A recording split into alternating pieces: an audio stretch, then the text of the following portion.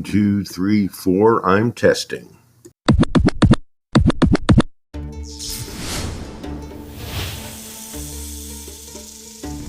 Fragments from the periphery of the African spiritual and cultural system became Christianity.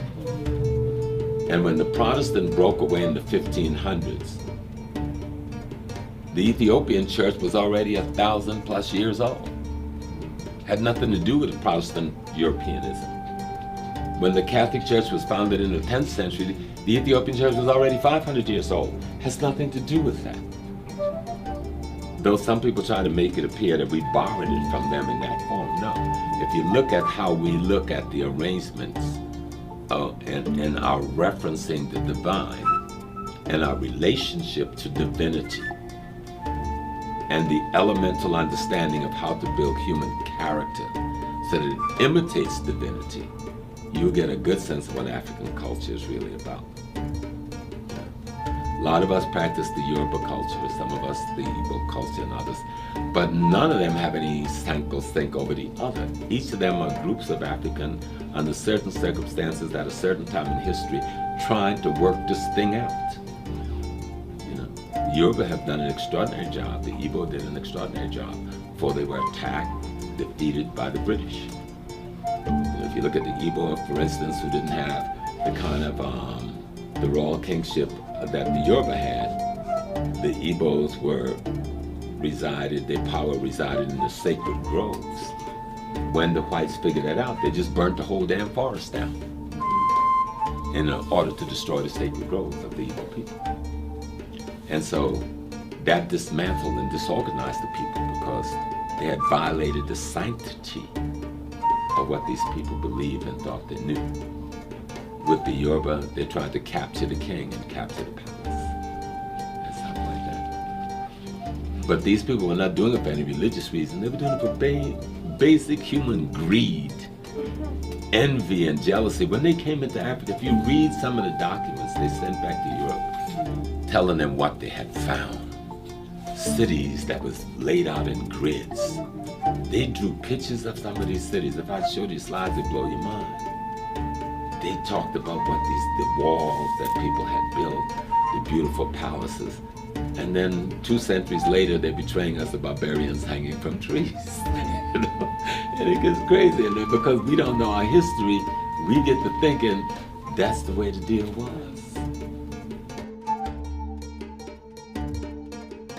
What the African says is that all things are expressions of aspects of the divine essence having your peculiar experience.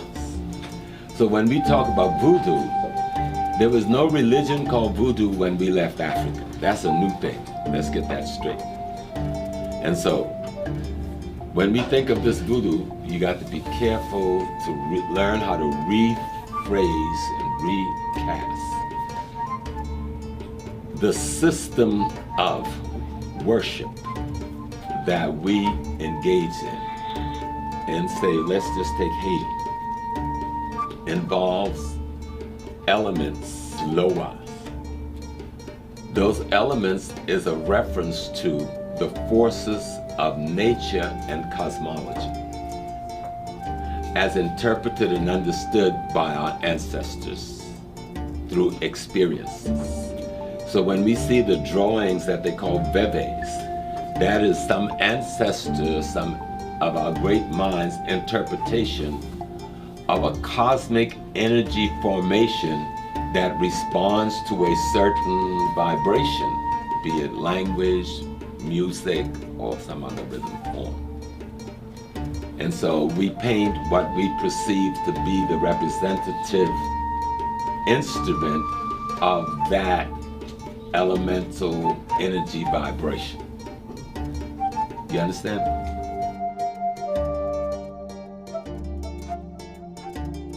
We have something we call orishas. And people think that orishas are persons. But orishas are not persons. We use anthropomorphism to symbolize concepts, ideas, and principles. Orishas are concepts, ideas, and principles that represents forces and powers in both nature, in the human, and in the cosmology. To the degree to our ancestors understand how to define them and isolate them, and to understand their function and how to have a relationship to them, that is the degree to which we create a theology around and about them. That's African sacred science. But most people would not even deal with our sacred science as sacred science. And we don't study enough to defend the integrity of our institutions. There's nothing that even borders on our ancestors' sacred science and an understanding of how this world works. No institution, none of them. They're all primitive compared to the depth at which we understood.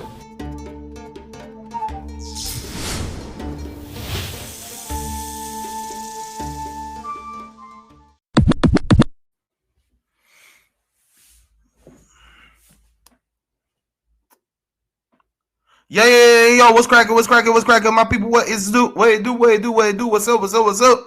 Welcome to yet another episode of ADQ's Renaissance. I'm your host with the most, keeping it 100 from coast to coast through God I boast. AD. Show me love.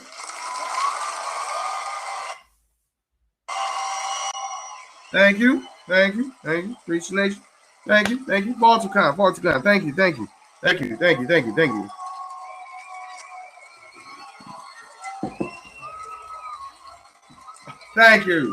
Cut it out. Quit it. Stop. Hey.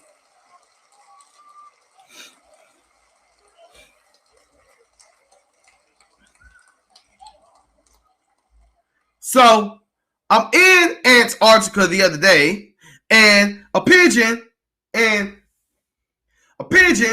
chicken, and a penguin challenge each other to a flying contest. Okay, I'm sorry, I had out my system. First of all, I don't know if I told you all, but this episode and all other episodes coming up will be powered by Riverside FM. So shout out to Riverside. Apparently they have a working partnership with Anchor, who has been the distributor of ADQ's Renaissance ever since the inception of this particular podcast 2 years ago, man. We're 2 years in the game. We're 2 years in the podcast game, bruh. You know what I'm saying? Consistency. Anyone who knows ADQ knows that I'm all about consistency. So this episode is on a much more intellectual note. I've been talking about some heavy topics. Last week we talked about gun control. The week before we talked about Roe v. Wade. Now I'm about to tell you what I'm going to get into. I'm going to talk about the fact that I have lost my religion. I have 100% lost my religion. We're going to get more into that, but first, before we do, I would like to give some shine and some love to brother Ian Harrison.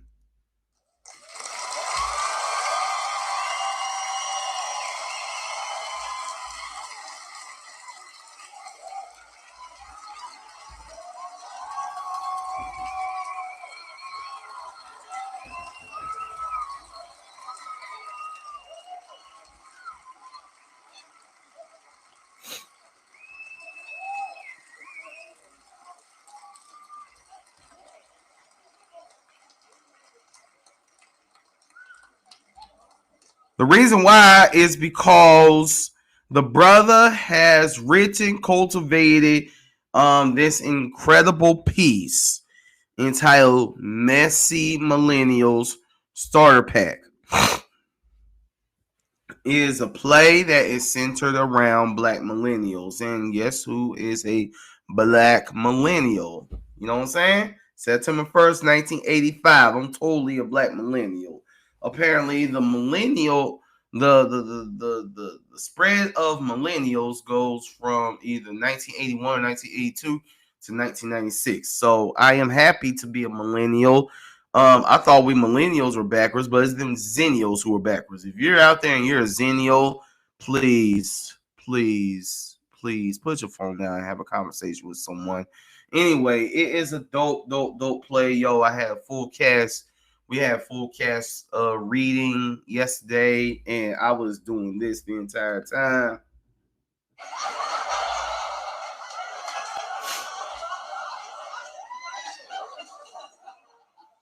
This is by far going to be the funniest, most creative, most well-written play that I've been in a long daggone time. You know what I'm saying? There's a reason why I have not been in any plays in quite a while, because I've gotten to the point where I like things that have some substance to them, something that has some kick to them, something that I can like fully stick my teeth into. You know what I'm saying? And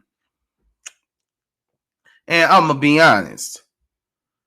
One play had me playing the husband. I'm not going to take a deuce on any plays that I was supposed to be in. Let's just say that none of the plays really had. Well, one of them did, but it was so poorly put together. But I see Ian doing what I was trying to do with Battle of the Books and with May I Borrow a Dollar, and what I'm going to do. And I want to support Ian fully, 100%. And I want to do everything. And I want to do my part to ensure that Messy Millennial Starter Pack is a success. So Ian's also acting in it. You know, he wrote it, he directed it, and he's acting in it. So shout out to him. Other members of the cast, you got Olivia Lambert Tucker. Shout out to her. Todney Jeffries. Yo, she was part of 105.1. I don't know if she still is, but she was there when I went there and interviewed and promoting Time. So shout out to her. Looking forward to working with her. A young lady by the name of Alexa Scales and Camille Wright. Shout out to Camille Wright.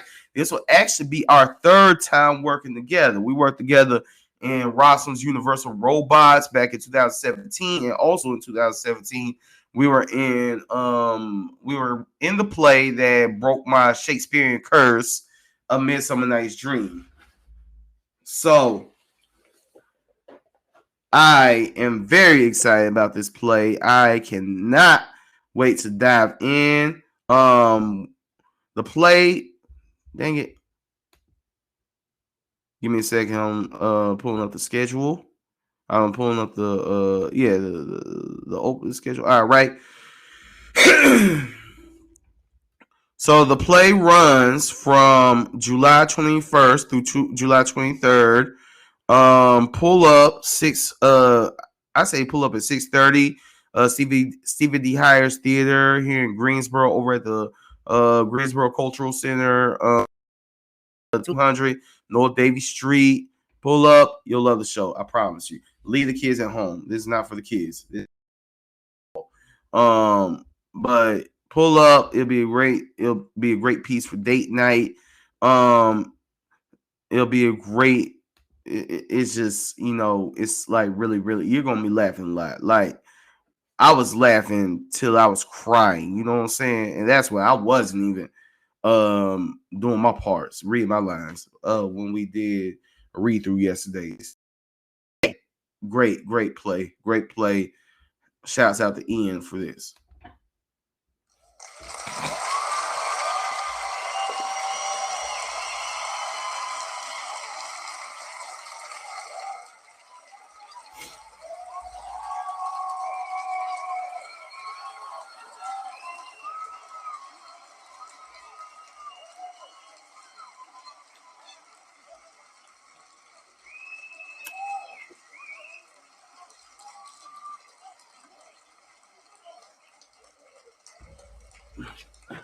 Also, I would like to give another round of applause as I quench my thirst to Soul Society, Live Alkaline Water, best hydration in the nation.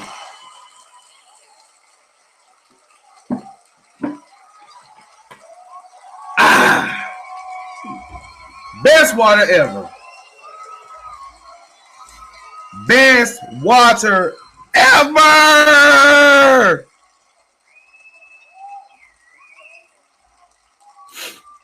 Also, another thing I got coming up aside from going to a couple of open mics, spitting some poetry. That's what I'm going to be doing across over the summer, along with some other collaborative projects. Shout out to my friend Doug Davis and the Vagabond.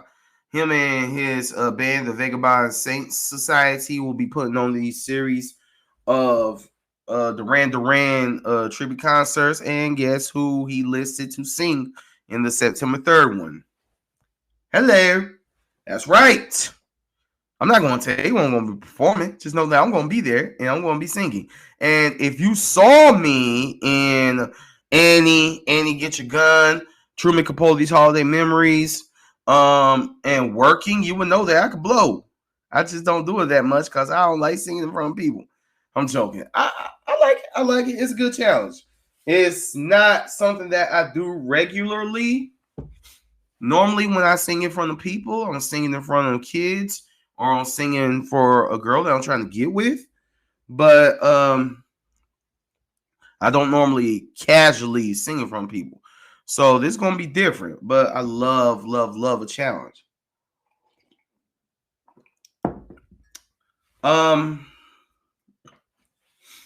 Let's see. What other announcement do I have? Oh, yeah. I want to say shout out to OG Kilo. There's this great group. I forgot the name of them.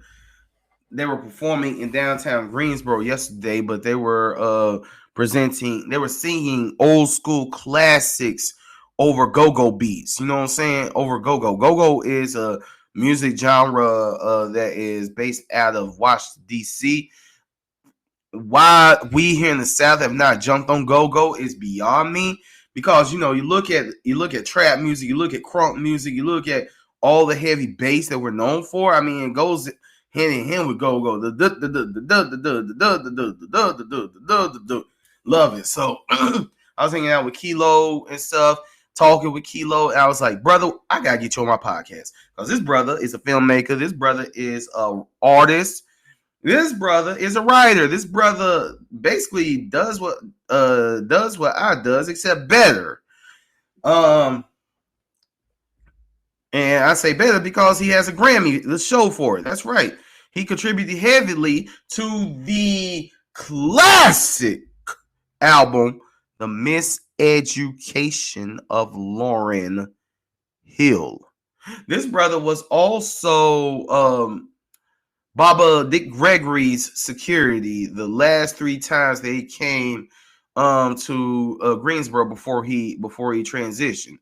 So man, I want to get Kilo. I want to get OG Kilo, Rasheem Pug. Kilo, yo, if you're listening, if you're watching, if you're listening, you gotta pull up. Yo, I'm trying to get this artist, this incredible artist. Y'all know her, my sister, passionately. Yo, trying to get her on. Ian, brother, I want to delve into your artistic journey, brother, that led you to writing Messy Millennials. Pull up, bruh. Pull up. Chauncey Miller, pull up.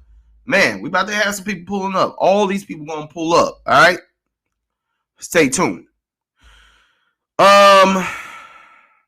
Let's see. I guess now is the time where we get into it. Let's see. Transition. The hell, man? That sounds like someone's like, I don't know.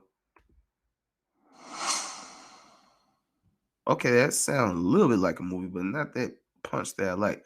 I like to point out that this particular episode of ADQ's Renaissance and all following ones are powered by Riverside FM.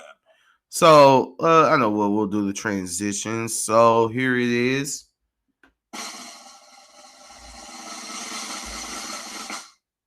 So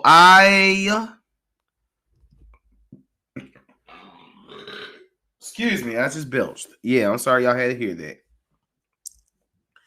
I, Adrian Dion Quarles. Yeah, that's my actual name. Yeah, that's my government name. I, Adrian Dion Quarles, am no longer a Christian. I no longer identify or ascribe to the Christian religion. No, I don't. Absolutely not. This is not a fly-by-night decision. This has been a decision that has been in the works for years and years and years. I guess it goes all the way back. I mean, I was going to give you all my church journey, but that's church. Church is just a piece of Christianity. I want to give y'all the whole picture. So, and and I'm not the Smith family. You know, I don't believe in giving all of my entire business. You know what I'm saying? That's just not my style. Some things are better left, you know, unsaid or whatever. But I'm happy that I live in an age where people, especially black people, are asking themselves, why am I a Christian? And, you know, black people have always done that, but it's on a much larger scale in 2022 than it was like in 1992 or even 2002 or even 2012. Yo, 1992, 2002, 2012, yeah. I've been alive all them years.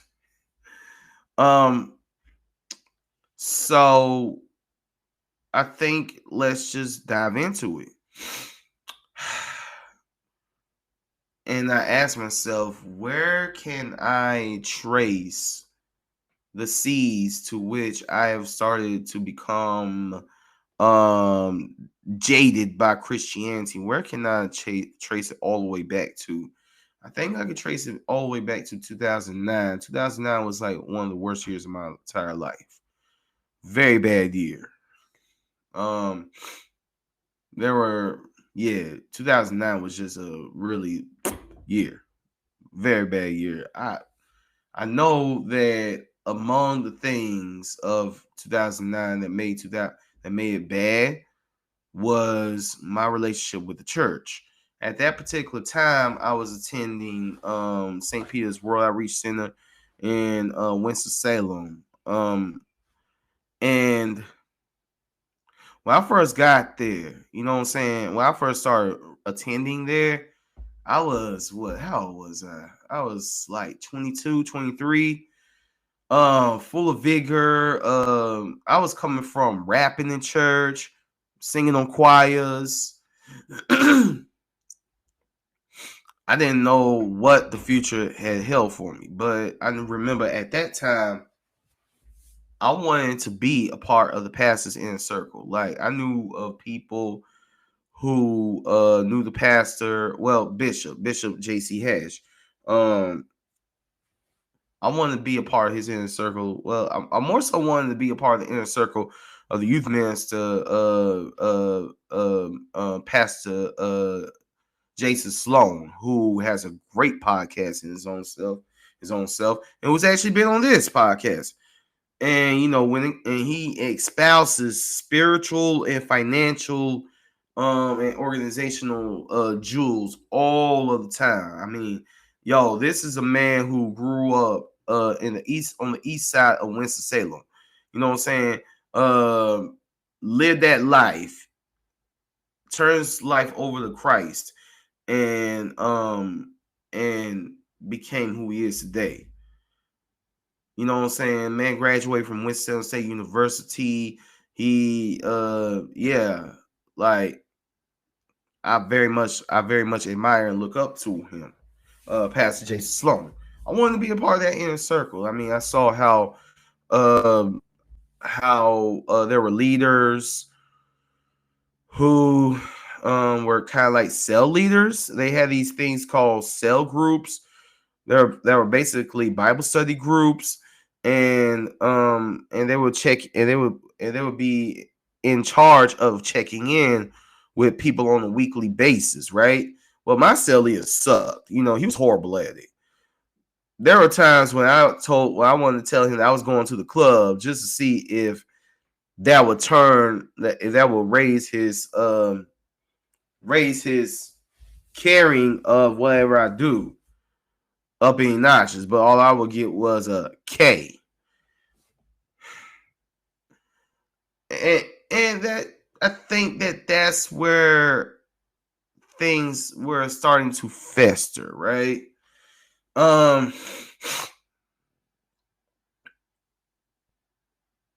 And I would say, you know, the displeasure was there, but the doubt wasn't there just yet. Well then I decided in 2012 to make a change. It was a big change, a huge change. I decided to leave St. Peter's and try Pinedale Christian Church. Pinedale Christian Church is a white church. They will not tell you that they're a white church because, you know, in the eyes of God, there is no white church. No, God ain't blind. There are white churches, and Pinedale Christian Church was a white church. There are a couple black people there. They had this incredible ministry, and I don't know if they still have it now. They had this incredible ministry called Celebrate Recovery that I volunteered for, that served a ton of black kids. It was so beautiful. It was wonderful.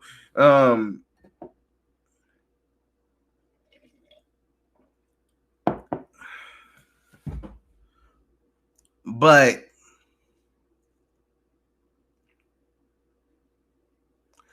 I would say that I wasn't getting fed spiritually there. I was very much fed socially, but I wasn't really fed spiritually. I wasn't fed spiritually there like I was at St. Peter's. And also me not having a car. See, yo, spoiler alert, I've never owned a car my entire life. Never. Just never had the resources to do so. I've been like trying to figure out this life shit my entire life, trying to figure out what way to go, what right way to go, this, that, and the third. And I'm gonna get into all of that in a minute. But and by the way, I'm going to get a little bit less restraint with my language. But I'm not going to go overboard. So,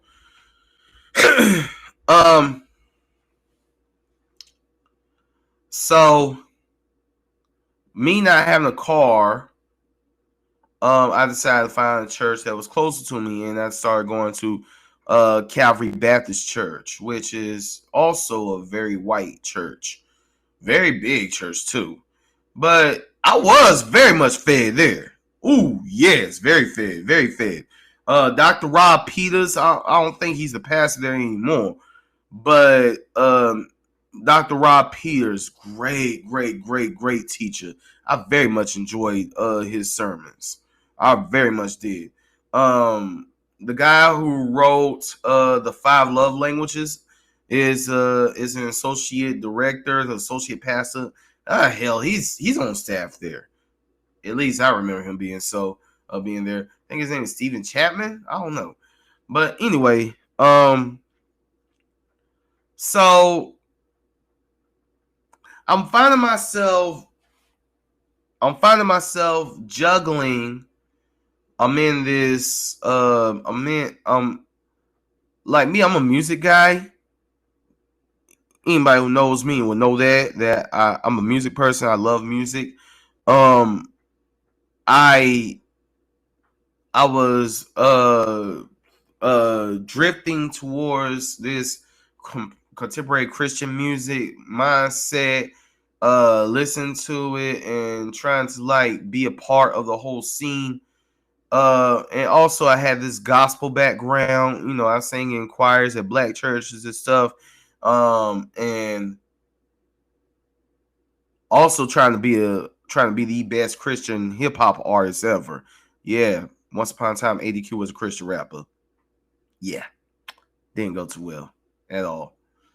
I mean, you can listen to my new mixtape on SoundCloud, Prayers of a Failed Niggas, and you can listen to God's So Great and listen to Praying Time, and that's what's left of my of me being a Christian hip hop artist. So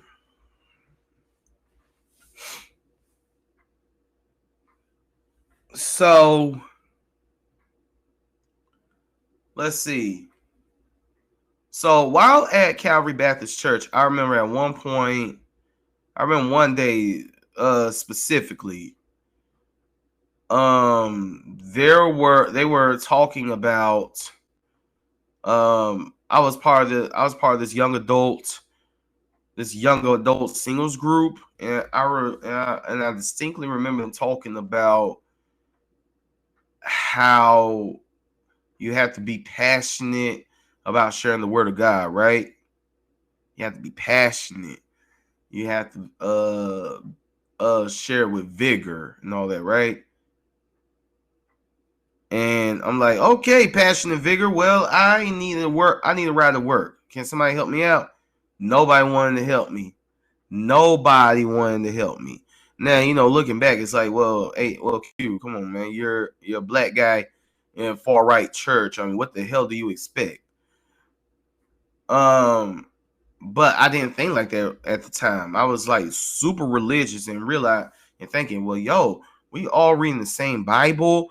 We are all glorifying God through Christ. I mean, surely all of these fellow Christians will be willing to help me out. I mean, hell, let me back up. I remember once when I was at Pinedale going out to eat with the people there. I was fucking hungry, man. But I didn't have the money to eat. Nobody wanted to help me out. Nobody looked to help me out. So I'm registering these things, and then I start getting more woke.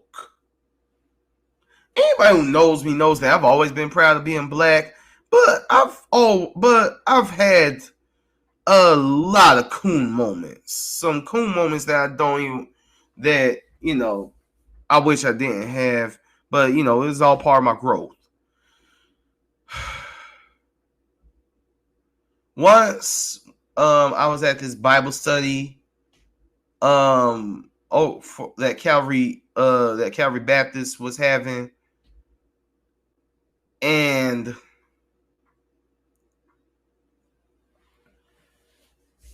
this lady, and we were talking about Lecrae, who is still my favorite rapper. Look, we were talking about Lecrae's new album Anomaly. And then we talked about how people were not feeling him because of a post they put on Twitter of slaves saying this was my family on July 8th, 1776, July 4th, 1776. White evangelicals didn't like that. And then I don't know, I think I mentioned how with the whole Michael Brown thing that went down, the Michael Brown killing that went down in St. Louis,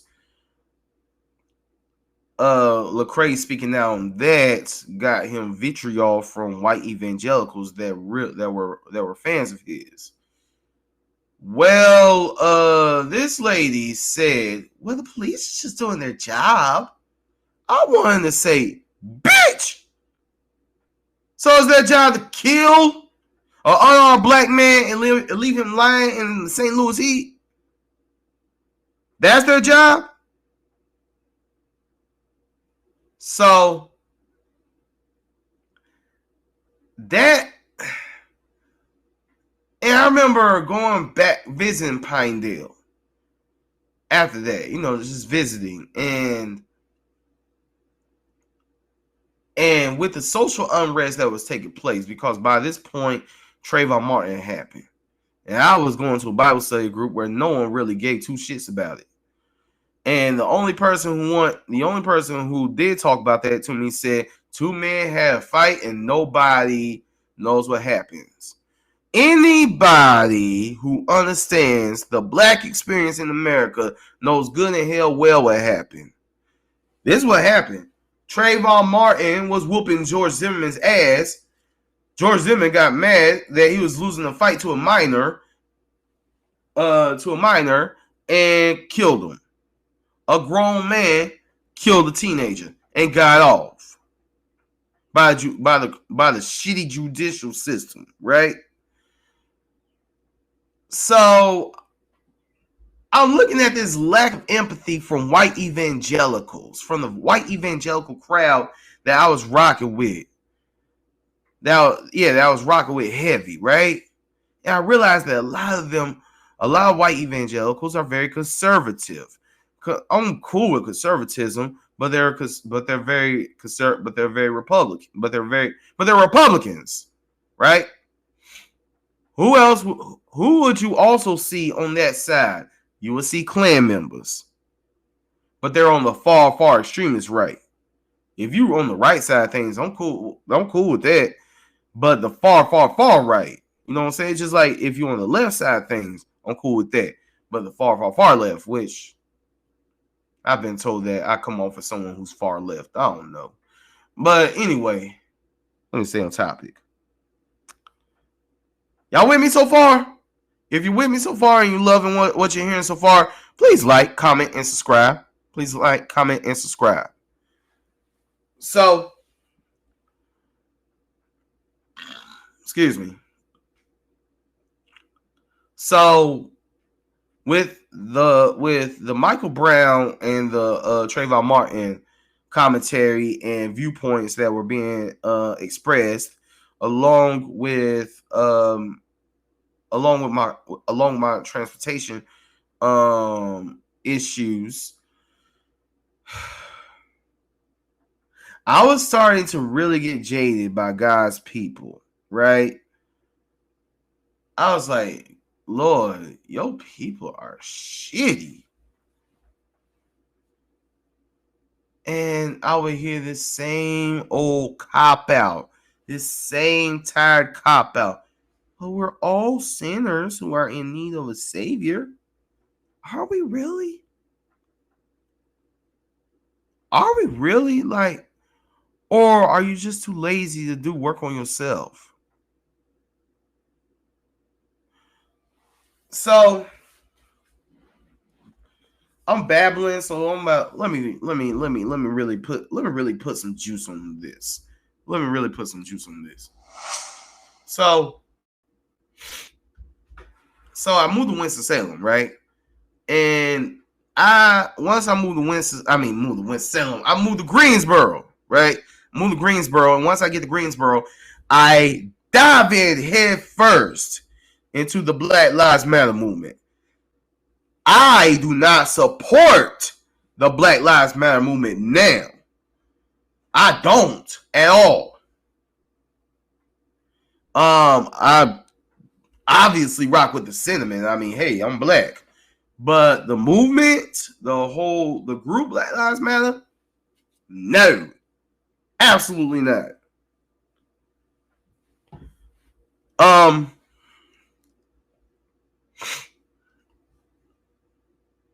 But finding my words.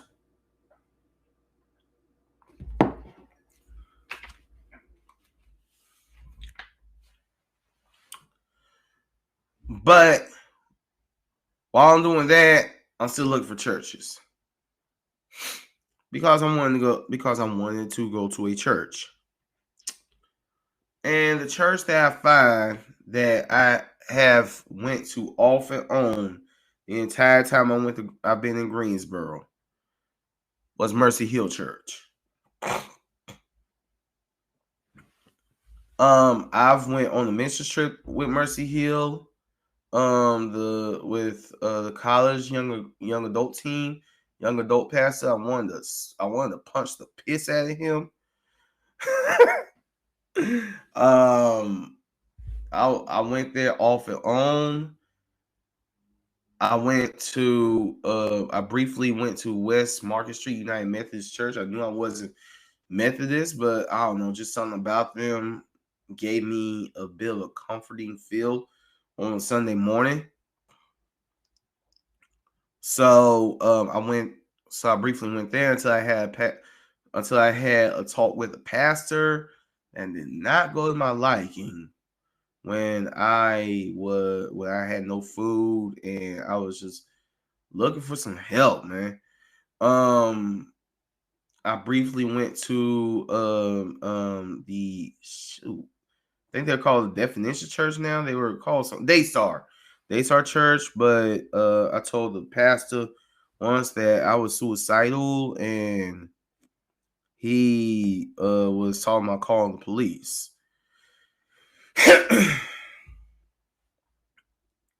And I'm starting to see this pattern, right?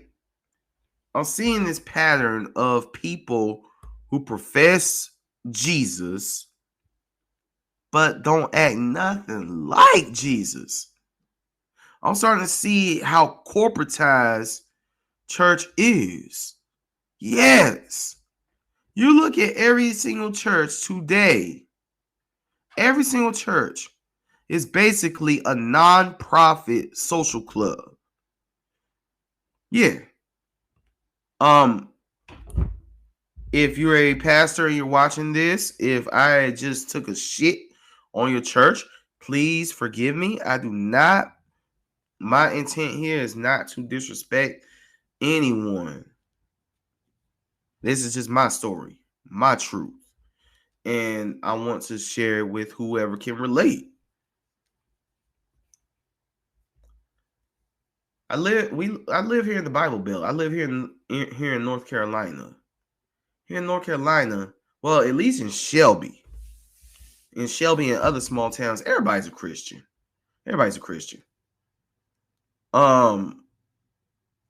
Well, everybody's a Christian by title.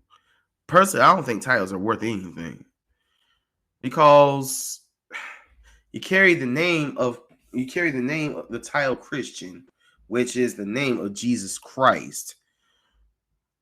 But it's like there's a scripture in the Bible. It's in both Matthew and in Isaiah, where it says, these people say they love me, but their hearts are far from me. Their worship is man-made rules made of rote. It's in there. I forgot where.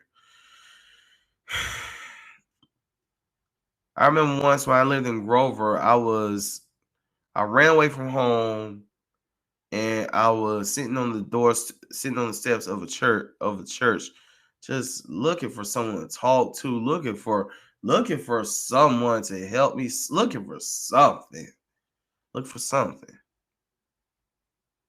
And someone called the police on me.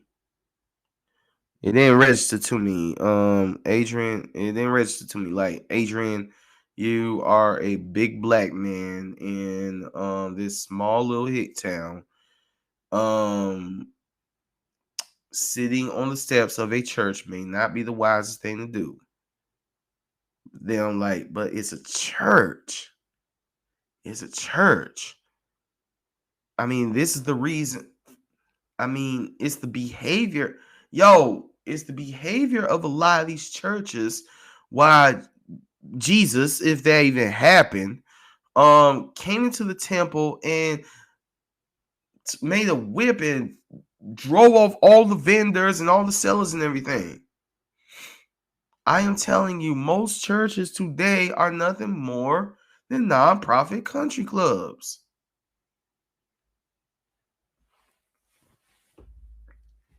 Well, at least the ones that I've been to.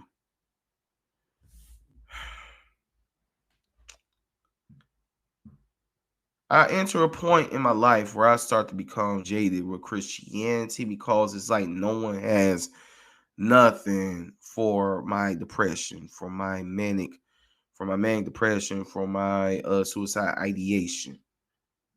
And it took me really spending some time with God, spending some time with my ancestors, that really helped me realize, based off of the trauma that I experienced as a as a child from a mother who was very religious.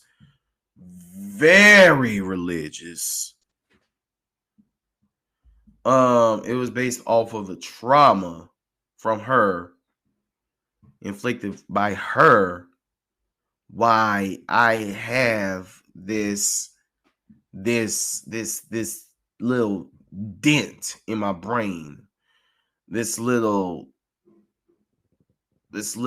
cancer in I don't want to say I got cancer. I don't have cancer. But this trauma that I deal with, right? And this ADQ's Renaissance, we're coming up on 40 minutes. The episode might run long, so y'all hang with me, all right?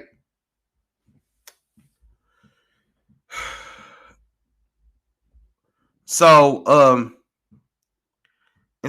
a lot of traumatic events that have happened have involved someone who is very religious or of the clergy. I mean, I'm back. It's your newest and favorite content creator coming to you live just to come give y'all a little bit more inspiration. If y'all ain't tuned in to Lee at this point, what is you doing? Look, I ain't gonna hold you. I just wanted to come up here to tell y'all a little bit more about my journey and what I learned along my journey. Definitely want to continue to give y'all those jewels as I've been doing, just dropping off those jewels. So today I want to talk a little bit about how we like to say we are a product of our environment, right? I want you to switch your mind state up around that statement, because you are not your environment. You are the reaction and response to your environment. Two people can go through the same situation and the outcome could turn out differently. So we can't say it's the environment. It's written in a lot of other books. I talked a little bit about James Allen's As a Man Thinketh. I'm almost done with that book. I highly recommend it. It'll definitely continue to lift your spirits and get you in the right direction, along with other literature that can do so, right? So overall, what I'm saying at this point is what you're reading. Look, but besides reading, also what I want to touch bases with y'all about is the fact that I got some events coming up. You already know how to find me on the 30th of April, so I definitely want you in the building. I just want to holler at you real quick. I want to make sure you're good, right? Are you okay? Serious. A serious statement. Because I know the better that you are, the better that I have to be, and vice versa. So I'm coming to you with the energy. I'm coming to you with the heat. I'm coming to you with the work. I told you, I'm willing to take you with me, especially if you're willing and you are hopeful and you're looking for better and you're looking for your purpose. We already touched a little bit about depression and how depression comes from a lack of self-identity and a lack of purpose, right? And I'm here to let you know you got a purpose. We need you. And I need you with your best foot forward. I need you with your lead foot first. Come on. So I'm gonna continue to be. Look, y'all already know how to find me. I ain't gonna hold you long. I'm gonna tell y'all a little bit more about this event later on. And keep in mind that no matter what you're going through, you can overcome it. Because you are not your environment. You are the reaction and response and responses that you give to your environment. Keep going. Keep pushing. Lead foot first. Best foot forward. I need you on your feet. We need to get the energy in you, and it's possible. And I'm going to take you with me. We're going far. First and foremost, meet me on the 30th of April at Artie Party. More info in my bio. More info on my IG page. More info on my Facebook. Tune in. Yeah. OG Kilo. OG Kilo, OG Kilo. Walk through the hood, 30s up, that's Brick City life like it ain't nothing. Many try to make ties, get sent home in a box like it ain't nothing. Talk too much, get sliced on the side of your face while you say something. Alhamdulillah, got them bent in the middle of the mosque, yeah, pray for them. If that look nice, take it off, yeah, everything nice is my size. See the struggle, see the pain, see the I'ma get it by any means in my eyes. That's OG Kilo. Used to rob, now he do a job for the people. Change ain't come, still see it ain't equal. Resurrect Malcolm for the sequel. Yeah, I see the way you like to talk about it. Talk a lot. It's too bad the way you say it never happened. Never happened. Yeah, I see the way you like to talk about it. Talk too much. It's too bad the way you say it never happened. Never happened. Yeah, I see the way you like to talk about it. Talk about it. It's too bad the way you say it never happened. It never happened. Yeah, I see the way you like to talk about it. Talk about it. It's too bad the way you say it never happened. Every story told you're missing. In the county, it's tales of the prison. Telling lies like you got a condition. In a gang, but you hold no position. Shirley's up, OG spot lifter. Don't sleep, concrete to come get ya. It's no work for the overwork. Residual everything after the dirt. I'm on my Dean like clean him, save him, give his whole life new meaning. He left his soul at a pawn shop. They had to give it back in a gold box. 50 rounds in the front door. Heard a holler, so we bust off 9 more. Cops came, now the whole city uproar. Another story that he told on the jail floor. Yeah, I see the way you like to talk about it. Talk a lot. It's too bad the way you say it never happened. Never happened. Yeah, I see the way you like to talk about it. Talk too much. Too bad the way you say it never happened. Never happened. Yeah, I see the way you like to talk about it. Talk about it. Too bad the way you say it never happened. It never happened. Yeah, I see the way you like to talk about it. Talk about it. Too bad the way you say it never happened. You got a hood dictionary and some friends that died. You try to carry the torch, but the story's never about your life. You the type that never left the porch. Nothing happened, but you call yourself a rapper, so I guess you gotta follow the course. Say you the best till you come around the rest, and the real one tests your jaws. Oh, you real loud till you hear another sound, and the whole crew duck like blang. Straight left your chick, the crew you with, you straight Carl Lewis on the grand. You lost your whip, you lost your chick, you lost your click, and then you lost your chain. Your mouth is split, your heart is took, your story shook, it's straight fiction on your name. Yeah, I see the way you like to talk about it. Talk a lot. It's too bad the way you say it never happened. Never happened. Yeah, I see the way you like to talk about it. Talk too much. It's too bad the way you say it never happened. Never happened. Yeah, I see the way you like to talk about it. Talk about it. It's too bad the way you say it never happened. It never happened. Yeah, I see the way you like to talk about it. Talk about it. It's too bad the way you say it never happened.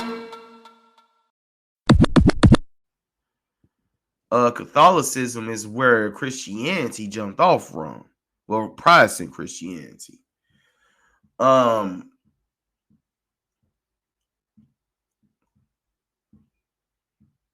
sorry, I'm trying to get my thoughts together. I wanted to write this down, but I thought, nah, let me shoot from the cuff. My mother is a very, very religious woman. And in between Bible studies, you know, like when I was growing up, she would put a bow tie on me. I hate wearing that damn bow tie. And would send me to church. And I'm like, why? Looking back, I'm like, why? Because I clearly wasn't listening to nothing the pastor had to say. If anything, there's been times when people have wake me up in church. They'd be like, Adrian, wake up.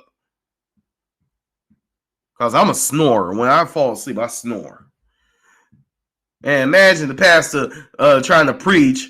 And I don't even remember once I rapped at church during New Year's Eve. And the pastor was one of these screaming preachers who would say Jesus.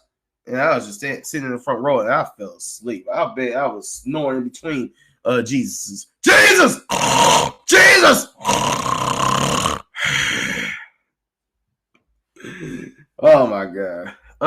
But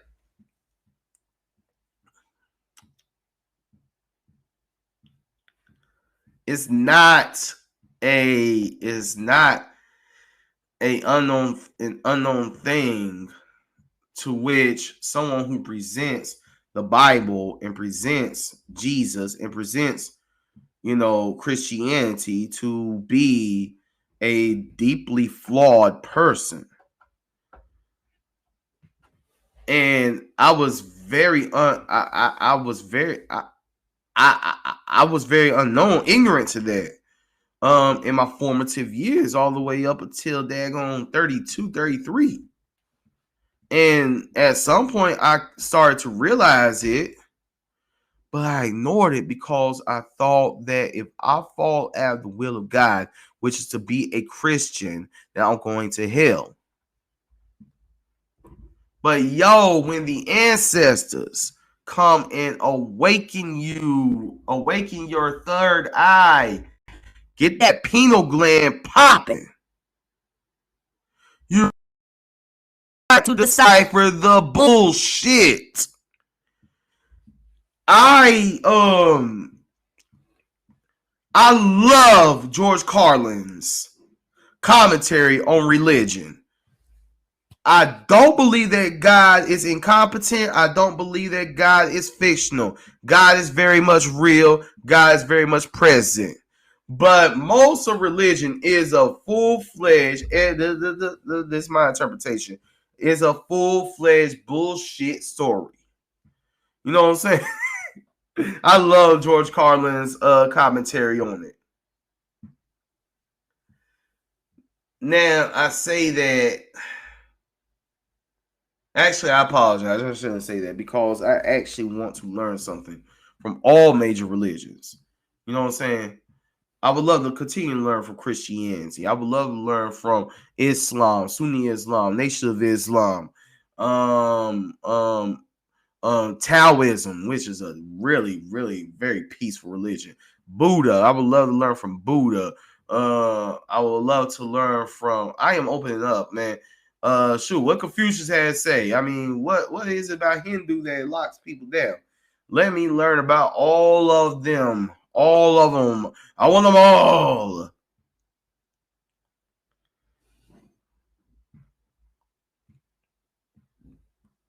So, forgive me if I'm all over the place.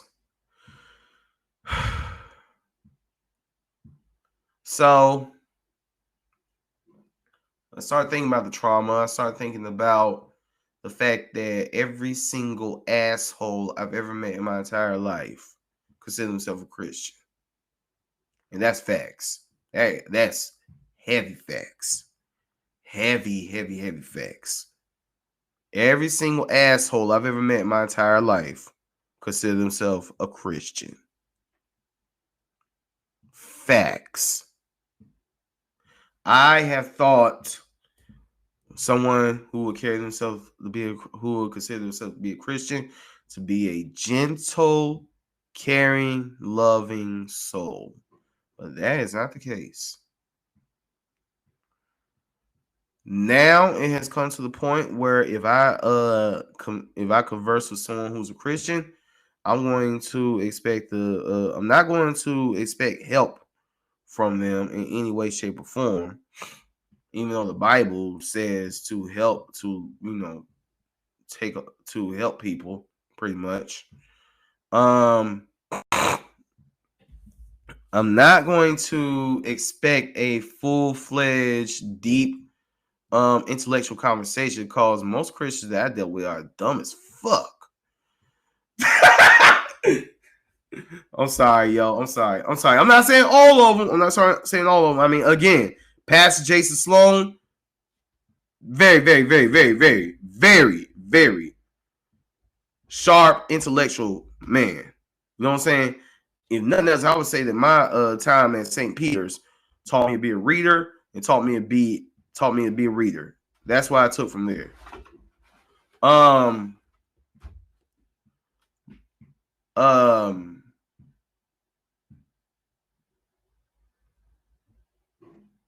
I remember back in 2017.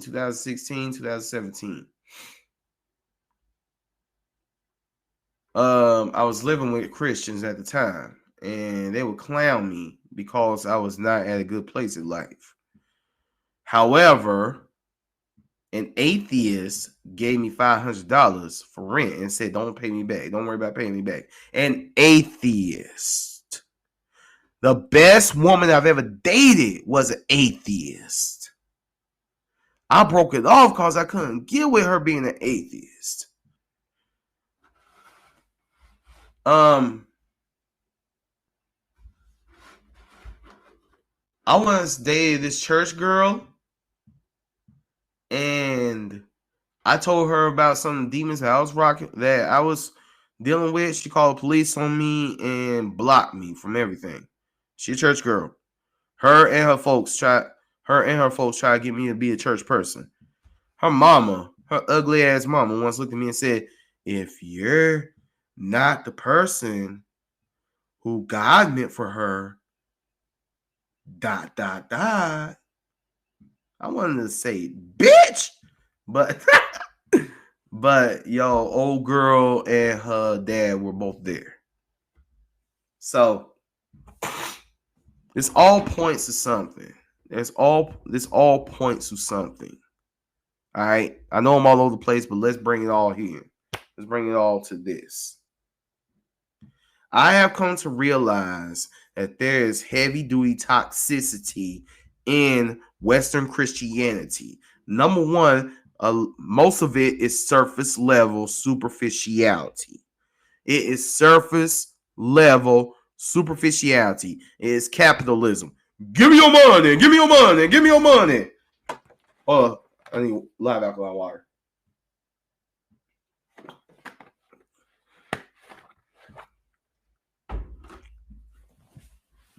A lot of it is consumerism.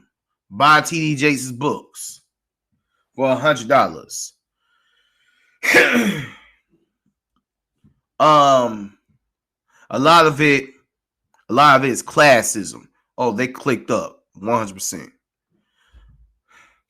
A lot of it is based off of damn lies. Yes.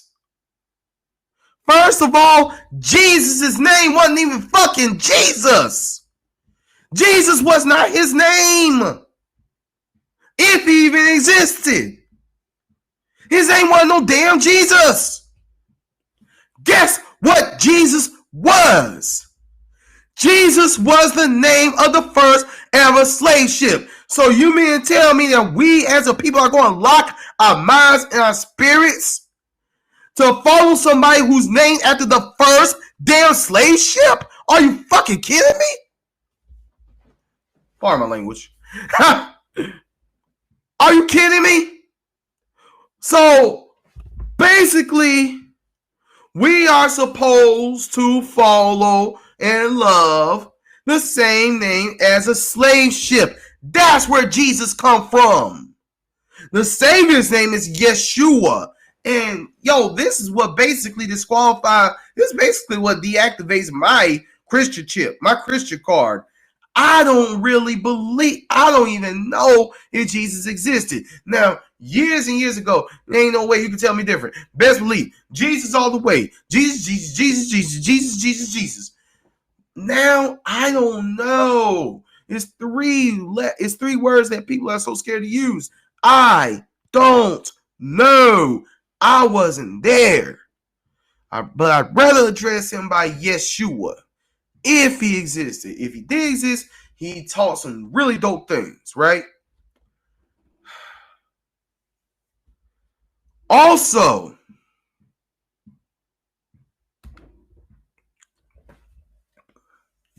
have you heard of the Willie Lynch letter?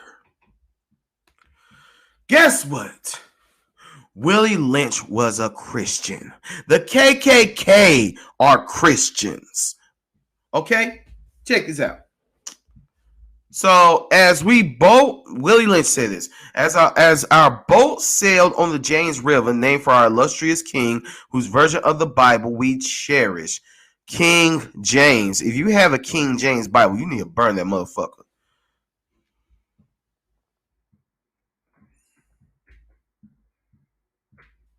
I caught the whiff of a dead slave hanging from a tree a couple miles back. You're not only using valuable stocks valuable stocks by hangings. You are having uprisings. Slaves are running away. Your crops are sometimes left in the fields too long for maximum profit. You suffer occasional fires. Your animals are killed. Gentlemen, you know what problems are. I do not need to elaborate. I am not here to enumerate your problems. However, I am here to introduce you to a method of solving them. In my bag here, I have foolproof methods for controlling your black slaves. I guarantee every one of you that if it is spelled correctly, it will control the slaves for at least 300 years. Actually longer, much longer. My method is simple. Any member of your family or overseer can use it. I've outlined a number of differences among the slaves, and I take these differences and make them bigger. I use fear, distrust, and envy for control purposes. Fear. If you don't give your tithes to the Lord, you going to hell. If you don't give your life to Jesus, you going to hell.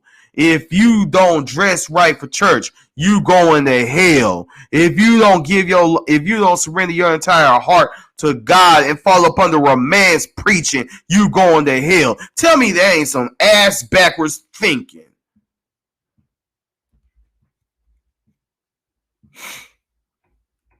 Let's see. On top of my list is age, but it is there only because it starts with an A. A second is color or shade. There is intelligence. Dumbass didn't even spell intelligence right.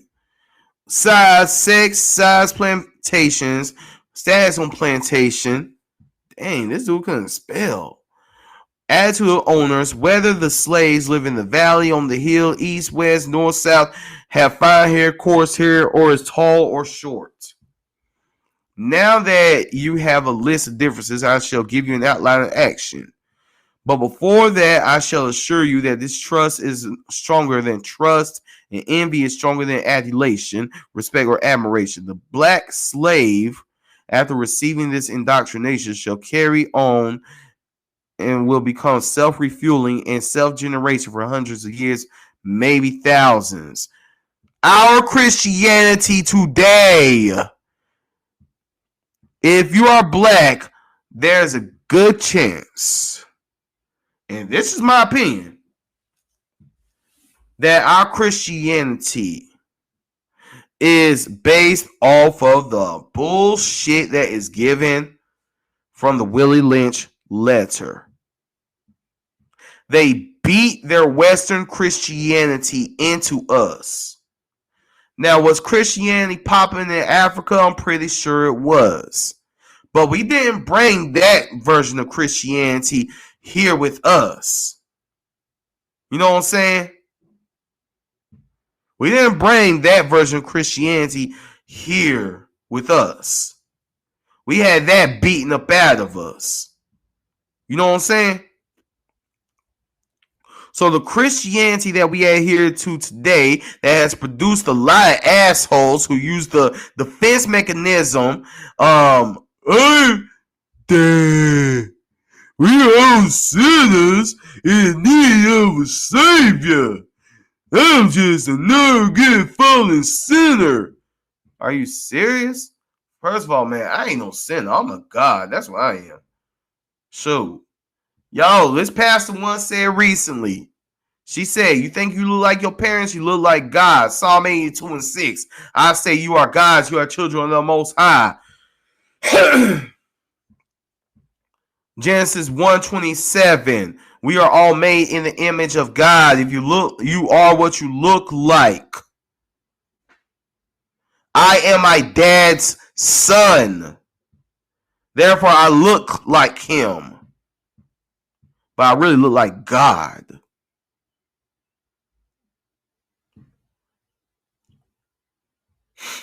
Don't forget, you must more of the letter. Don't forget, you must pitch the old black male versus the young black male, and the young black male against the old black male. You must use the dark-skinned slaves versus the light-skinned slaves, and the light-skinned slaves versus the dark-skinned slaves. You must use the female versus the male, and the male versus the female. And during my entire time, let me stop right there. During my entire time in education, the pushback, the confrontations that I have dealt with have all mostly come from black women who were Christians. Most of the pushback and the vitriol that I have received during my time in the education field has come from black women who are fucking Christians.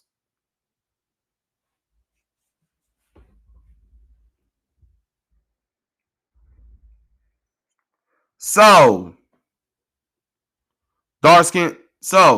female versus male. Congratulations. You have championed the Willie Lynch mentality.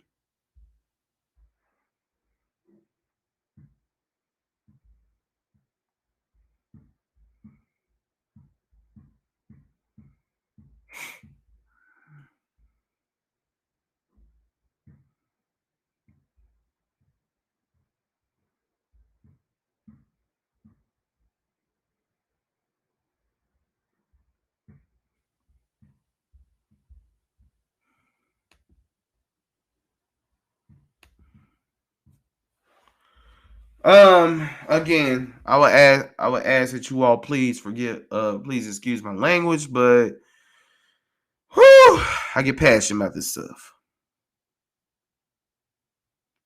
So when you start looking at that, when you start looking at how Christians give you the side out when you say, yo, I'm a God. When you even question if the whole Yeshua story even ever happened, recently it came to a head for me.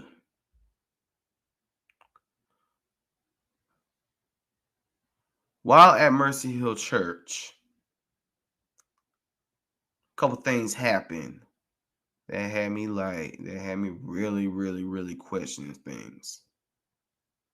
First of all, I watched a video once while I was there during some type of service where these missionaries went to Africa, right?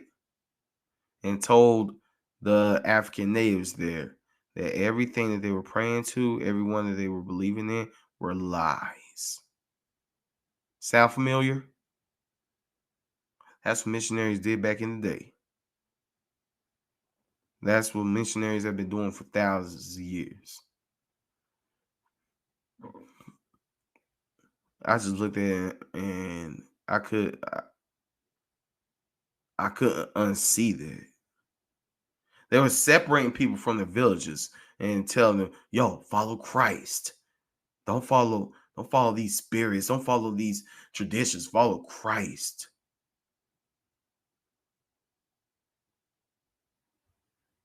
And these are white missionaries who were doing that too.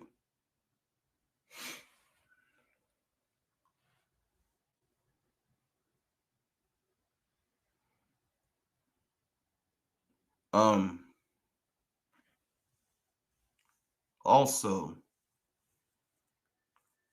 I would spend like 2 hours in the car trying to explain my beliefs to black members of Mercy Hill Church. Mercy Hill Church is also a white church, you know. Let's just call it spade a spade. It's a white church. I spent hours trying to explain my beliefs where I'm at. But you have to have this one set belief. That's some cult type shit. Right? And then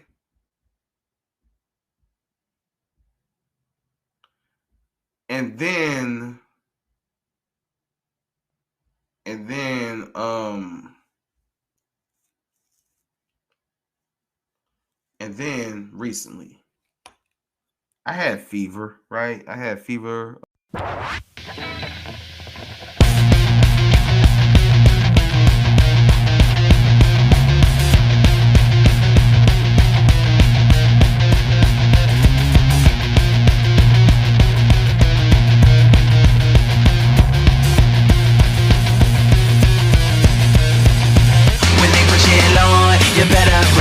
you better run, you better run. When they put you in line, you better run, you better run, you better run. Or you run out of time, then you're done, and then you're done, and then you're done. When they put on your blinds, here come the guns, here come the guns, here come the guns.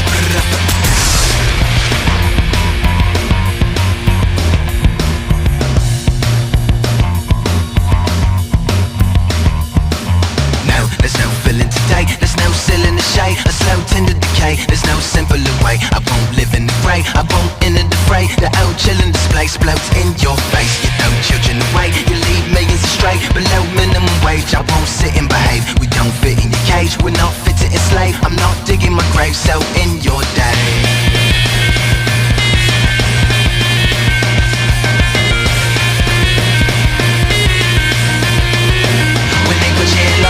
You better run, you better run, you better run. When they put you in line, you better run, you better run, you better run. Or you run out of time, then you're done, and then you're done, and then you're done. When they put on your blinds, here come the guns, here come the guns, here come the guns.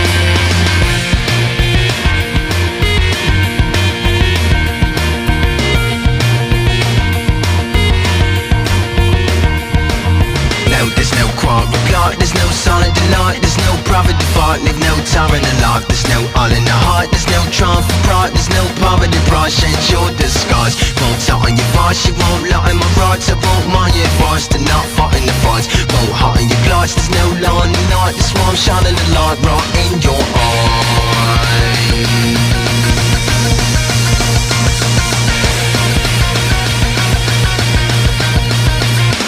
You line, you better run, you better run, you better run. When they put you in line, you better run, you better run, you better run. Or you run out of time, then you're done, and then you're done, and then you're done. When they put on your blinds, here come the guns, here come the guns, here come the guns.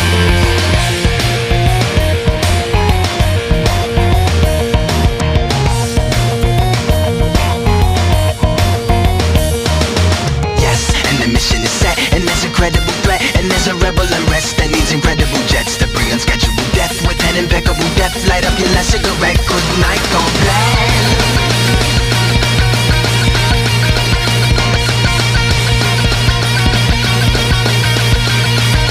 When they put you in line, you better run, you better run, you better run. When they put you in line, you better